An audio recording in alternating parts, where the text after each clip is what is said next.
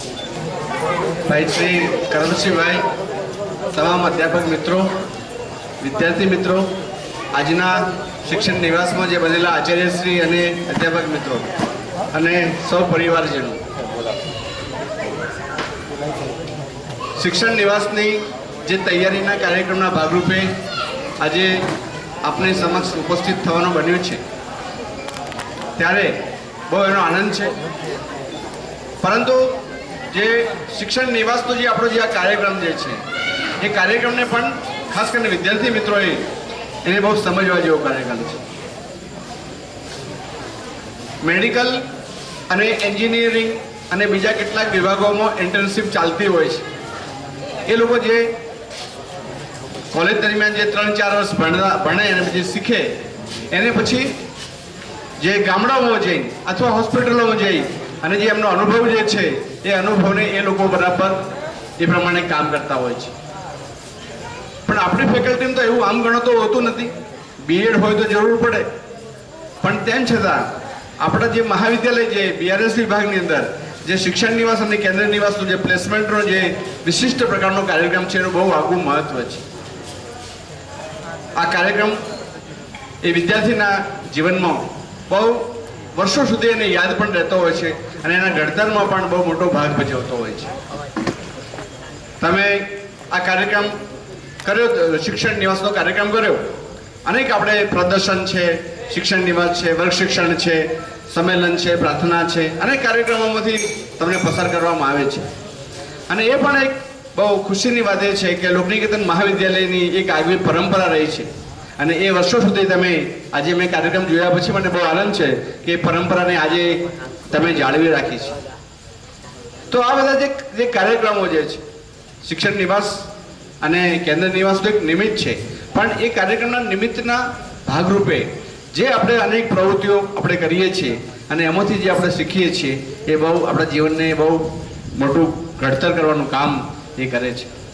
વિદ્યાર્થી મિત્રોએ આજે સાંસ્કૃતિક કાર્યક્રમ જ્યારે એમના ભાગરૂપે રજૂ કરવાનું વિચાર્યું હશે ત્યારે આખી ટુકડી ભેગો થવું પડે છે અને એ આખી ટુકડી ભેગી થાય છે ત્યારે એની અંદર પણ એક બહુ એક સુગઠિતતા આવે છે. બધાનો સાથ સહકાર મેળવી અને આખો કાર્યક્રમ પાર પાડવાનો હોય છે. એ વિચાર કરે કે આપણે કાર્યક્રમ કેવો કરશું. આજે સરસ મજાના વિવિધ વિભાગોના સાથે કાર્યક્રમ તમે વિદ્યાર્થી મિત્રોએ રજૂ કર્યો છે. ખરેખર બહુ મને કાર્યક્રમ ગમ્યો છે.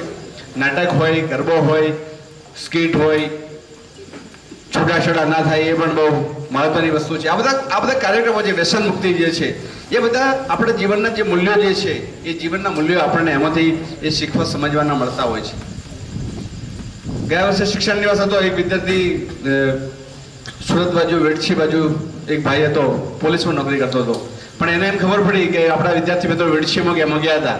તો એને ખ્યાલ આવ્યો તો એ વિદ્યાર્થી મિત્ર ત્યાં ગયો, ભાઈ આપણો વિદ્યાર્થી, જૂનો વિદ્યાર્થી, અને આપણા જે ગયા વર્ષના જે શિક્ષણ નિવાસના જે વિદ્યાર્થી મિત્રો એમને ઘરે લઈ ગયો, એને બરાબર એને જમાડ્યા બરાબર. અને એને મને પણ બહુ સ્પેશિયલ કહેવડાવ્યું હતું એને કે જે એને જે શિક્ષણ નિવાસ જે એને કરેલો એના જે સ્મરણો છે એ સ્મરણો પણ એને સૌની આગળ વાગોળ્યા હતા. આમ તમારા માટે બહુ આ એક બહુ યાદગાર પ્રસંગ છે, તમારા જીવનમાં આવતો હોય છે.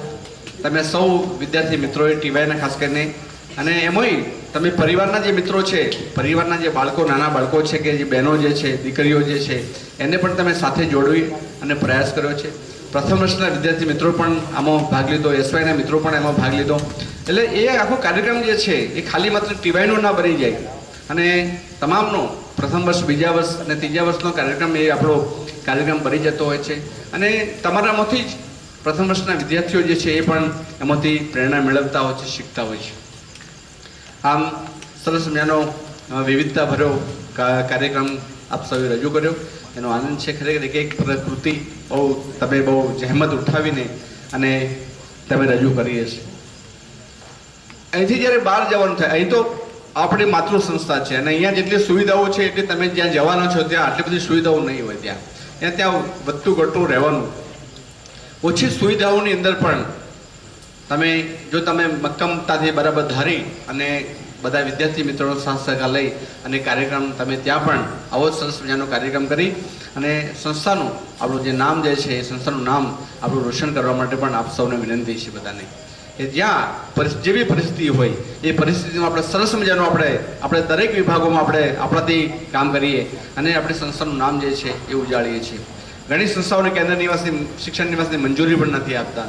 એની સામે આપણને બહુ ઘણી વખતે સામેથી બોલાવતા હોય છે કે રતનપુરના વિદ્યાર્થી મિત્રો એ શિક્ષણ નિવાસમાં અચૂક મોકલજો, 2 ના બદલે 4 મોકલજો. તો એ બધી પણ આપણી જે પરંપરા છે, તમે જે બધા ત્યાં કામ કરો છો અને જઈને આપણું નામ ઉજાવડો છો, એ પણ બહુ મહત્વની વસ્તુ છે.